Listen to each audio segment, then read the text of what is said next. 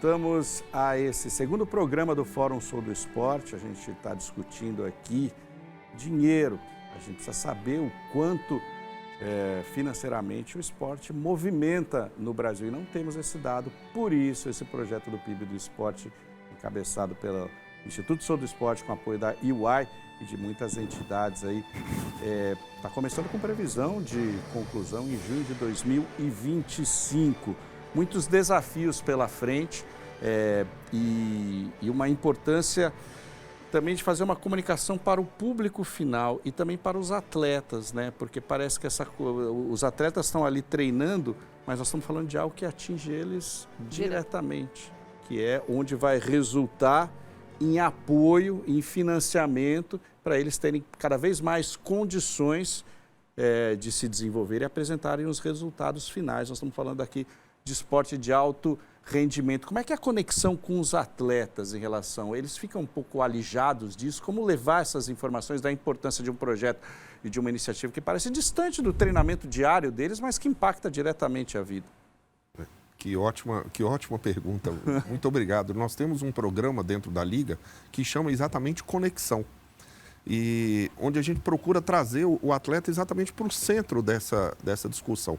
Algumas coisas nós temos feito de um trabalho de acolhimento ao atleta, à família do atleta, mas estivemos na Caixa Econômica Federal na semana passada discutindo com eles, a Caixa que é a nossa principal patrocinadora, discutindo um programa de orientação financeira para os atletas, que vai ser feito pela Caixa, e chegamos a discutir a forma como esse atleta pode adquirir o seu primeiro imóvel, a sua primeira casa própria, né? Então, existe essa orientação financeira, a possibilidade de gestão, e lançamos outras coisas, como universidade para todos os atletas, a custos subsidiados, a partir de R$ 90, R$ 100, mais de 40 cursos de graduação, né, de faculdades, a parte psicológica, a parte médica, tudo aquilo que cerca a vida do atleta, mas principalmente pensando na vida dele pós-carreira, que encerra muito cedo. A partir de 35 anos de idade já tem atleta que está se aposentando e o que ele vai fazer depois. Então, o nosso trabalho ele vem exatamente nesse sentido e chama Conexão, que foi a sua pergunta, né? E aí, quando você traz um trabalho como esse, desenvolvido aí pelo Sou do Esporte, e quer dizer assim que a Fabiana foi muito feliz quando ela juntou todos esses players, naturalmente que a Liga, ela tem uma fala, um direito, um local, um lugar de fala de clubes, né? Assim como o Comitê Brasileiro de Clubes, mas ela conseguiu juntar todo um arcabouço aí, toda uma gama de entidades que acho que fecham bem esse ciclo. E aí falta como é que a gente vai fazer essa comunicação com os atletas, né? E hoje a Liga está pronta para isso. A gente tem uma comunicação bastante abrangente com os atletas. Temos feito outras palestras de integridade esportiva para eles, a questão do doping, agora de orientação financeira. E aí você tem que trazer, de fato, ele à luz dessa discussão, né? Não, e o que o Sérgio está falando, e você perguntou, Maurício, é muito importante, porque a gente, esse ano, no Prêmio Sou do Esporte, a gente está lançando o primeiro prêmio de comissão de atletas, né, da CACOB e do Comitê Olímpico, não, das entidades olímpicas, né?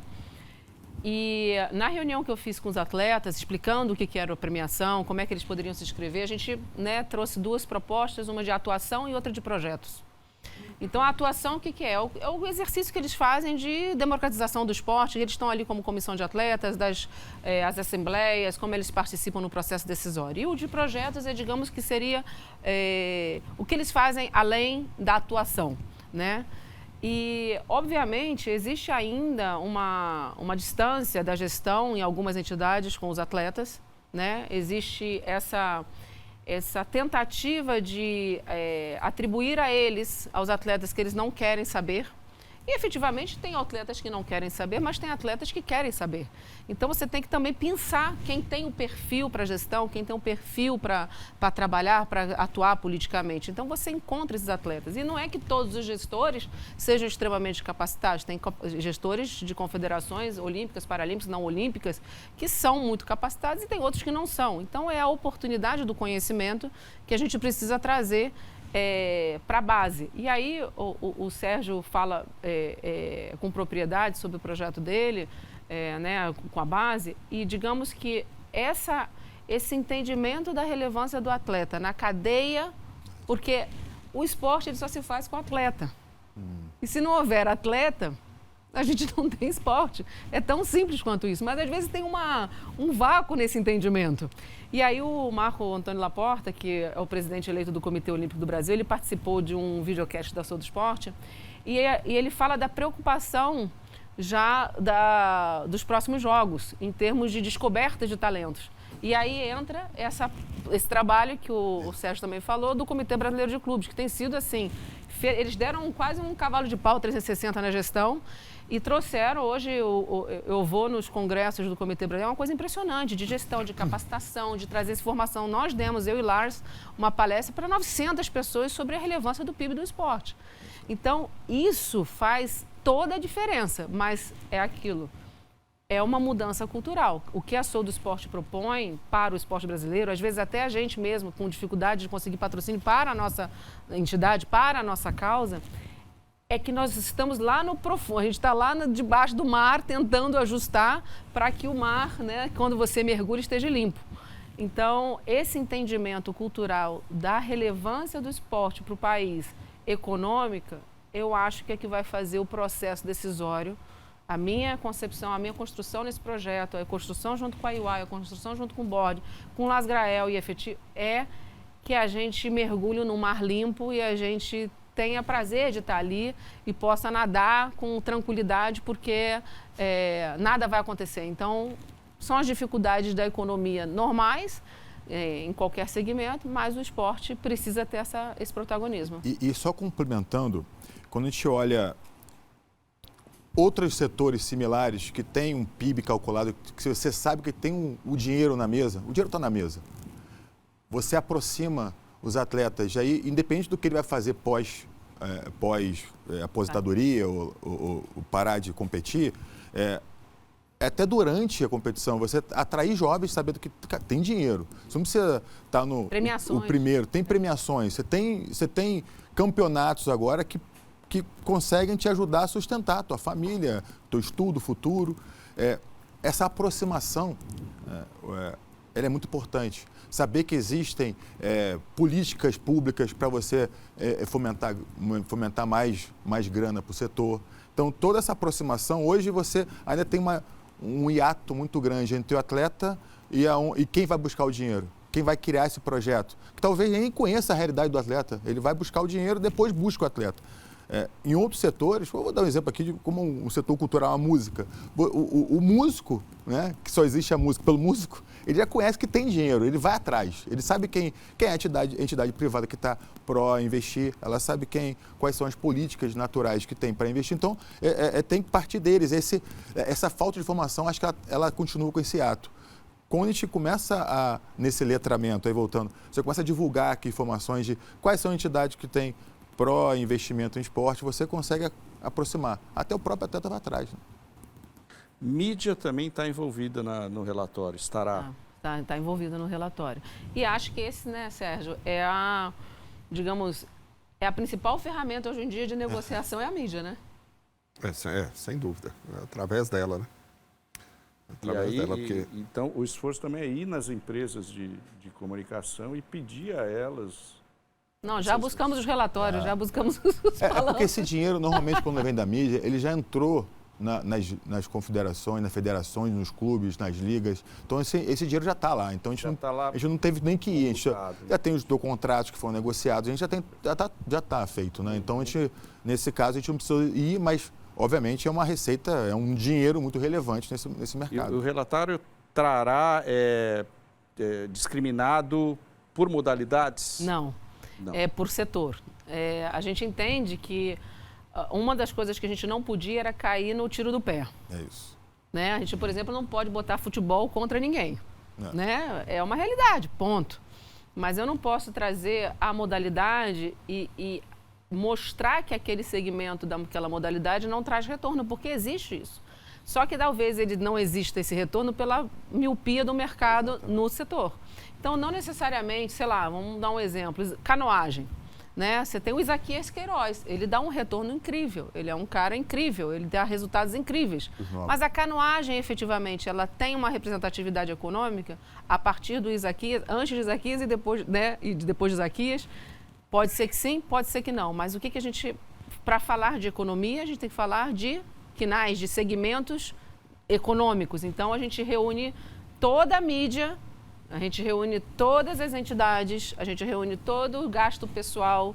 Então, a gente traz por segmento econômico, não por modalidade. Porque a modalidade, ela, vamos dizer, o skate e o surf, que não eram modalidades olímpicas, tinham um tipo de investimento diferente, era uma outra realidade econômica e, de repente, veio os Jogos Olímpicos, vieram as etapas mundiais, veio a Raíssa, veio, né, os grandes atletas. Aquilo ali mudou. Então, a gente não pode, de forma alguma, expor as modalidades para que não reverta contra elas. E nos países onde o esporte é bastante desenvolvido, existem relatórios semelhantes, ou seja, a Sou do Esporte se inspirou em alguns outros lugares para desencadear esse projeto? A gente trouxe vários relatórios. Como a gente ainda não sabe efetivamente qual vai ser a cara que ele vai ter, a gente não sabe se nós é que vamos ser o benchmark desses relatórios. Porque nós que vamos mostrar o relatório, queremos trazê-lo traduzido, enviar para fora do país, porque as empresas têm estratégias globais de investimento. Então, hoje o relatório ele tem uma série de, digamos, de exemplos de outros relatórios. Mas, efetivamente, o que a gente quer é tornar o nosso relatório um benchmark para os outros países. Vou ser mais ousado. Da forma que a gente está querendo fazer, nós não vimos ainda uma referência. Então, é uma composição de vários outros relatórios, né? Aí a gente pode citar alguns, mas eu acho que não vem ao caso. Mas o que vai trazer essa composição única, eu não vi. Então, por isso que eu acho que a tradução e envio, a publicação para o exterior é importante, porque eu acho que vai virar um benchmark. E, Sérgio, você está à frente de um esporte popular, que é o basquete, e que movimenta mais dinheiro que várias modalidades, mas menos também dinheiro que outras modalidades. Como convencer, criar uma narrativa interessante de persuasão, com base na realidade, em credibilidade, para trazer recursos de empresas que cada vez estão mais interessadas em grandes números de visualizações, de impactos, né, de outro tipo de publicidade. Como é que atrai esse dinheiro? Porque a gente está pensando a gente fala, estamos no basquete aqui, mas a gente está pensando também na canoagem, no badminton, no rugby, que está dando seus primeiros passos no Brasil. Como mudar esse discurso e chegar para quem tem o dinheiro, quem toma a decisão para fazer... bota um pouquinho aqui, bota um pouquinho mais aqui. Não olha só para aquele que está dando maior visibilidade. Vou dividir assim. Respondendo de uma forma mais generalista, são três pilares. A exposição de marca ela nunca vai deixar de ser importante. É necessário. Aí entram os veículos que transmitem. Estivemos aqui na casa um bom tempo e... exposição. Então, hoje, o NBB ele é transmitido num sistema de multiplataforma. Nós estamos na TV aberta, na TV fechada, nós estamos nas mídias sociais. Enfim, você tem que dar exposição. A segunda é o patrocinador, ele fazer parte daquilo ali. Ele tem que viver aquele evento, ele não é só expor a imagem, ele tem que estar dentro dos ginásios, ele tem que interagir com o público, você tem que fazer entregas personalizadas. Então, eu citei agora essa questão da Caixa. A Caixa não precisa só de exposição, mas ela quer estar junto com os atletas, ela quer estar junto com os clubes, né? Ela quer poder trazer o cliente dela mais próximo daquela vivência. Essa é a segunda. E a terceira é a responsabilidade social. Hoje, sob o nome do ESG, né? Então a entidade tem que ter transparência na governança, coisa que o Sou do Esporte já há muitos anos tenta auxiliar o Brasil aí nesse quesito. A questão social, você não pode se separar dela, né? Então você tem que ter uma responsabilidade social e levar o alcance da sua competição, o maior número de pessoas possíveis que precisam daquilo. E a questão ambiental, né? Cada vez mais. Então, acho que esse tripé. No caso das entidades que têm menos visibilidade, a questão das mídias sociais está ajudando muito nesse processo, né? E aí, fenômenos que acontecem, que são as Olimpíadas de 4 em 4 anos, antigamente acabava a Olimpíada, acabava aquilo ali. Hoje as mídias sociais, elas ajudam a reverberar isso mais tempo e transformar essas pessoas que foram heróis nacionais ali por algum tempo, a perpetuar isso e trazer mais atenção. Ver a Bia hoje, a Bia virou uma superstar aí, ela faz propaganda para todo mundo, que bom, né? Então o judô hoje está muito em alta, ou mesmo o skate, o surf e etc. Atletas que você não conhecia há bem pouco tempo, ganham uma força maior com isso. O aumento também de canais do esporte, como a própria Band Esporte, isso nos ajuda a diversificar um pouco, a não ficar naquela monocultura do futebol. Então, hoje aqui nós estamos falando de economia do esporte, sobre transparência, sobre várias coisas, né? Quando você tinha um canal só, era mais difícil, né? E a própria Bandeirantes, ela é uma pioneira nisso aí, em poder viver. Tivemos aí a perda do Maguila, que representa para todos nós essa diversificação no esporte. Nós torcíamos para Rui Chapéu, Maurício. Sinuca. Sinuca, Maurício, né? O Luciano do Vale, um cara muito à frente do tempo, e encontrou na Bandeirantes esse parceiro que precisava. Então, acho que para essas entidades menores, isso mudou um pouco. Esse aumento do número de canais, as mídias sociais, isso dá uma longevidade. Agora, com esse tipo de estudo, você pode mostrar para as empresas, olha, não é só futebol. Tá certo, o futebol sempre vai ter um número maior, mas existe uma questão da audiência qualificada também. Qual é a história que uma Bia conta? Isso tem muito peso para uma empresa. Qual é a história que um jogador de basquete que começou um projeto social, venceu dificuldades, chegou numa Olimpíada, né, como o Brasil, nós fomos 7º, ou para ser campeão brasileiro, ou que foi para uma NBA, qual é a história que tem por trás disso? Esse estudo nos ampara, porque ele dá números, né? Ele traz essa discussão para um olhar, porque as empresas hoje, e não é por culpa delas, né? Faltava chegar esses números até as empresas. Tem uma construção aí, Maurício, que eu queria destacar, que às vezes as pessoas falam assim, a gente queria ter a economia dos Estados Unidos no esporte. Mas a construção do esporte nos Estados Unidos, ele se dá a partir da escola, o que é uma deficiência nossa. Ponto. O esporte tinha que estar dentro da escola com muito investimento. Isso a gente não tem. A nossa realidade são os clubes. Então, nós precisamos investir efetivamente nos clubes e trazer, digamos, essa relevância que o Comitê Brasileiro de Clubes tem hoje nessa inclusão e nesse desenvolvimento de base, né? O Comitê Brasileiro de Clubes hoje é o suporte mais relevante que tem no esporte brasileiro em termos de descoberta de talentos, porque vai a partir dos clubes. Mas tem uma outra questão aí também, que aí envolve o poder público, que são, no caso do Rio de Janeiro, você tem as vilas olímpicas, nos outros você tem os centros populares de esporte, enfim, cada um nomeia da forma que ele quiser. Mas a massificação do esporte nas comunidades, mais ou menos a mesma coisa que eu falei, que a gente precisa de mais competições aqui para trazer esses atletas para o ambiente, né, internacional, para o alto rendimento, a descoberta de talentos nossos também se dá a partir das favelas. Porque as favelas, elas hoje, por causa da violência, elas não têm os olheiros que antes existiam. Os olheiros entravam nas comunidades e, né, captavam, não entra.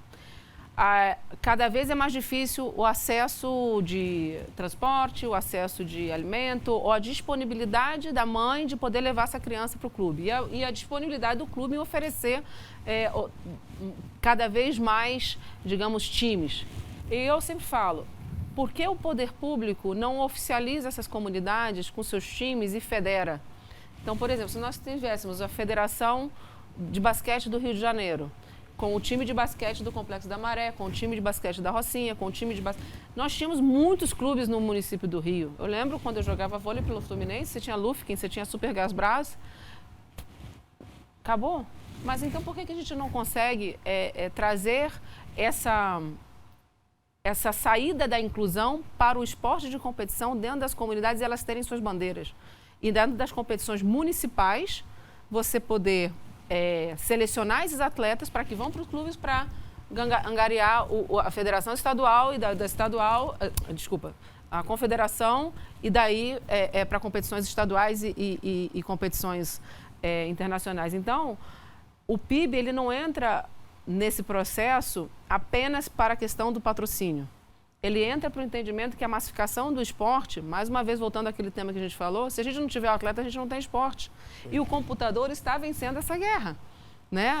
Ou seja, o eSports está vindo com força, a violência nos estádios afasta os pais com as crianças, você vai se desconectando do esporte. A criança não quer ficar vendo o jogo na televisão porque ela quer estar ali no... Né? Você precisa gerar esses conteúdos de cortes cada vez mais rápido para atrair os highlights, para atrair a atenção. Então, existe uma dificuldade aí de um ecossistema de pais precisando levar os filhos para a escola, precisando...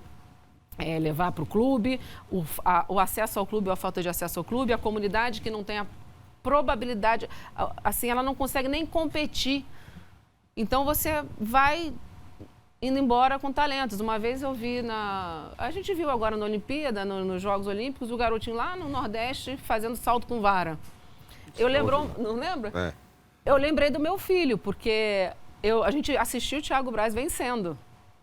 E ele falou, eu quero fazer salto com vara. Eu tinha todas as condições de levá-lo para fazer salto com vara, mas não tinha no Rio para fazer salto com vara. Então, isso daí a gente vai perdendo. Um pequeno exemplo do que ela acabou de falar, breve. Nós lançamos um projeto dentro de Paraisópolis, chama Basquete Cidadão. Então, a gente leva o ensino do basquetebol e a prática esportiva ela é muito salutar para qualquer pessoa, sob vários aspectos, né?